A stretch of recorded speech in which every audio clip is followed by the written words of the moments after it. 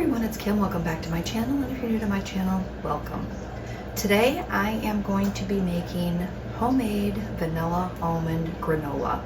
I have made this recipe before, but it's been a long time. I've made some tweaks. I've been making this one for probably about 4 years now, and it is one of my favorites.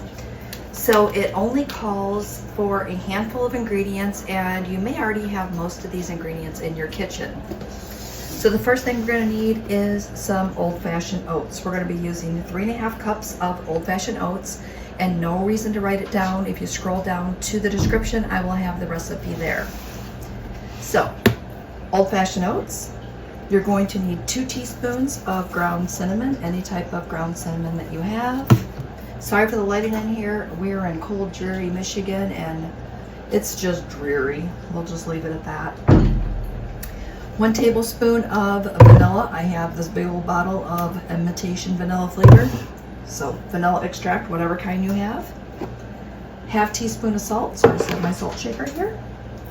We need 1/8 of a cup of coconut oil. Sliced almonds. I was looking for them and they were in my hands. So a 1/2 cup of sliced almonds.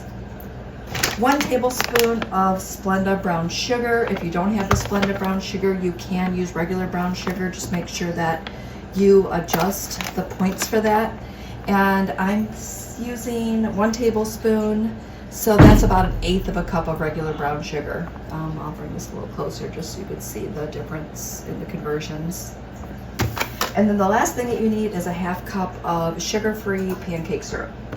So what I'm going to do is I'm going to go ahead and start measuring this stuff out. I'm going to put the dry ingredients together. I'll put the wet ingredients together.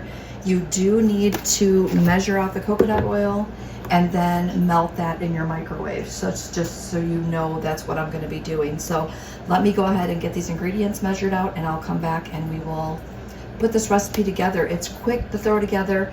It takes a little while to bake, but I mean it's so quick. You could just do other things while you set a timer and wait to do the next step. So let me get this measured out and I'll come back.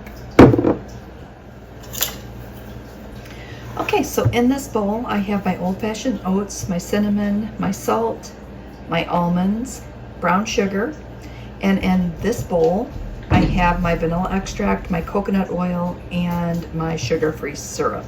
I think that's all the ingredients. And I did need to swap out to these sliced almonds because my other sliced almonds were just a bit expired, so I went ahead and swapped these out just in case I show the ingredients again. I want to show you what I was using. Alright, so we're just going to give this a quick stir, and in the meantime I have my oven preheated at 300 degrees, and then we're just going to pour the wet ingredients into the dry ingredients. That all in there, and then we're just going to go ahead and give that a stir. I'm going to go ahead and stir that till it gets incorporated to where you're not seeing a bunch of dry oatmeal in there. And the first thing that you're going to smell is that cinnamon, and I don't know, I love the smell of cinnamon in recipes. It always makes it smell so good. Alright, we're almost there. Just kind of dragging and pulling and just kind of like mushing it down in there. That's a cooking term, you know, that we all should use. You mush it in. Just scraping that all off the bottom. And I think that looks good. Alright, so I'm going to go ahead and grab my cookie sheet. And then we are going to throw a piece of parchment paper on that. I did find some parchment paper sheets on Amazon a while ago, so it comes in really handy, especially seeing how they fit this one really good. This is what it looks like. So I don't know, I bought these probably, I don't know, a year ago maybe, so you can probably still find them, but I'm sure they sell just about, you know, tons of different brands of that parchment paper. All right, one more quick stir, and then I'm just going to toss this all on this cookie sheet.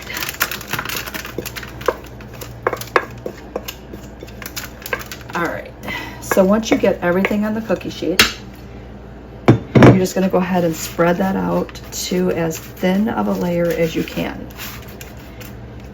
This is going to cook for a total of 45 minutes, and you're going to set a timer for 15 minutes, and then at 15 minutes you're going to stir. Then you're going to throw it back in the oven, and you're going to cook it for another 15 minutes, and then you're going to stir. You're going to cook it for the final 15 minutes, pull it out, stir it one more time, and you're going to leave this sit on your stove or your counter or wherever you're going to let it cool at, and you're going to let this completely cool, because that's when it starts crisping up, is when it starts cooling down. So don't jump the gun and start throwing this into containers. I typically will just store this in mason jars and pull it out, and it will last on your counter for, I don't know, a week or two. So all right, we're gonna get this in the oven, and I will come back and show you at my first 15-minute stir. All right, I just pulled it out. I'm just gonna go ahead and give it a stir. We're just gonna break it up a little bit. You can still feel it's kind of wet, but you'll notice the texture start to change as we go through. All right, so I've got it broken up. Just gonna spread it out again. Make sure it's a good layer. And then we're gonna put it right back in the oven. So another 15 minutes, we'll be back. All right, I just pulled it back out again. You can tell it's not sticking together as much.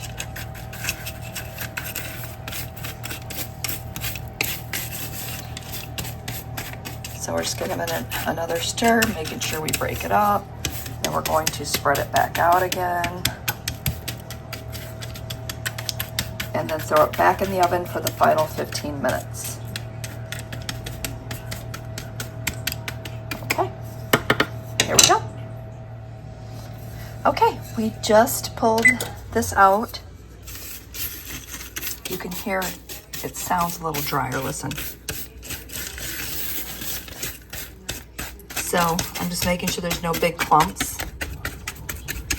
because I made this so that I could put it on my yogurt.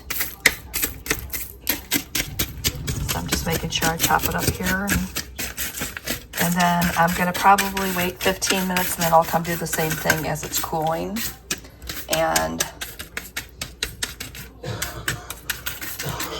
wait until it's completely cooled down before I start to put it in jars. I've already pulled out my mason jars. They're sitting on my counter. They're ready to go. So as soon as this completely cools, I will have my granola ready to go. So that's it. Quick, easy. It smells delicious. It tastes delicious. And trust me, once you make this, you'll never go back to buying store-bought granola again. So give this one a try. Let me know how much you love it. And with that said, I think I'm just going to wrap up today's video. So thanks for watching, and give me some likes, some comments, and hopefully you give this one a try. If you do, again, make sure you let me know your thoughts and what you think of it. And I guess that is your thoughts. But anyway, rambling. Talk to you soon. Thanks for watching. See you next video.